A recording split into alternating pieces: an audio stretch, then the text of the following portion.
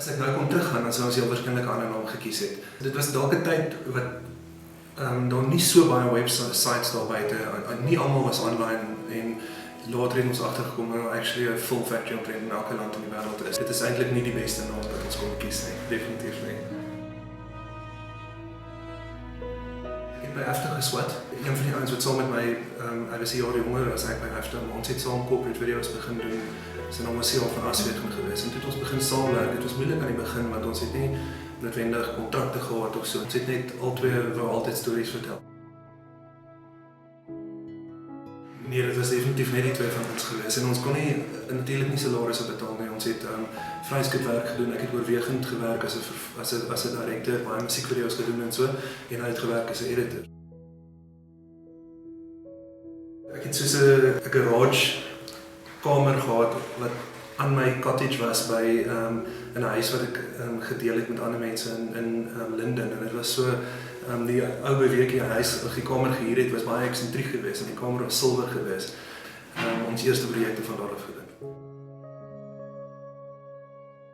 Ek het saam met 'n ou gewerk wat regtig goed kon skryf in Pretoria en hy het 2 skrips geskryf voor Bakgat. Maar ek het regtig gevoel dat daar moet iets wees vir die jong Afrikaners. Ons almal jy weet en ek dink ons is geïnspireer deur goeie soos American Pie. Baie goed was daar en dit was vir Amerikaanse jeug en ons het gegaan ons moet iets kan doen vir Suid-Afrikaanse jeug en toe het ons baie spesifiek op 'n mark besluit eerstens en toe besluit watter konsep kan ons vir hierdie mark ontwikkel.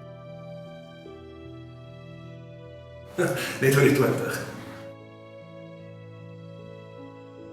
Uitstekend, inspirerend.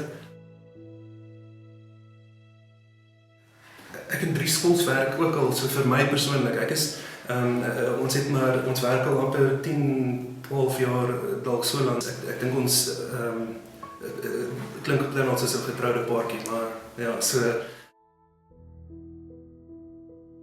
ek dink ons het behoefte vir enige persoon in enige kultuurgroep in Suid-Afrika om stories in hulle eie taal en hulle uit hulle eie perspektief te ervaar en of jy Afrikaans of Zulu of Xhosa is of wat ook al, daar's 'n spasie vir elke persoon en ons 'n spasie vir ons stories. So dit is lekker om deel daarvan te wees en ons vertel grootendeels stories van Afrikaanse mense, maar ons sien onsself ook as Suid-Afrikaanse storiemakers en hopelik een of ander tyd wêreld storievertellers ook.